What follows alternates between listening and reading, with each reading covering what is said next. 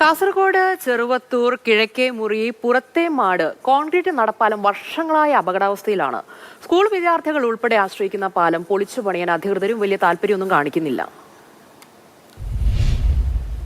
2008 ജില്ലാ പഞ്ചായത്താണ് ചെറുവത്തൂർ കിഴക്കേമുറി പുറത്തേമാട് പ്രദേശങ്ങളെ ബന്ധിപ്പിച്ചുകൊണ്ട് നടപ്പാലം നിർമ്മിച്ചത്. കാലപ്പഴക്കത്താൽ ഭാഗികമായി തകർന്ന പാലം പുതുക്കി നിർമ്മിക്കണമെന്നത് നാട്ടുകാരുടെ വർഷങ്ങളായുള്ള ആവശ്യമാണ്. ആശുപത്രികളിലേക്ക് നാട്ടുകാരും സ്കൂളുകളിലേക്ക് വിദ്യാർത്ഥികളും ആശ്രയിക്കുന്ന പാലമാണിത്.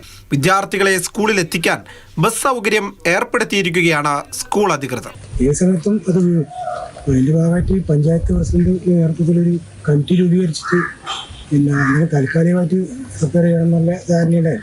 അതിന് പ്രത്യേകിച്ച് ഫണ്ടില്ലാത്തതുകൊണ്ട് ആ പണിയാണ് നിർത്തിവെച്ചിട്ടാണുള്ളത്.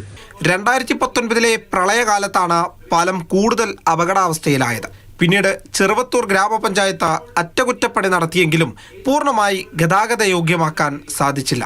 തകർന്ന കോൺക്രീറ്റ് തൂണുകൾക്ക് പകരം തെങ്ങിൻ തടി സ്ഥാപിച്ചും പ്ലാസ്റ്റിക് കയറുകൊണ്ട് കെട്ടിവെച്ചുമാണ് ജനങ്ങൾ ഇരുകരയും താണ്ടുന്നത്.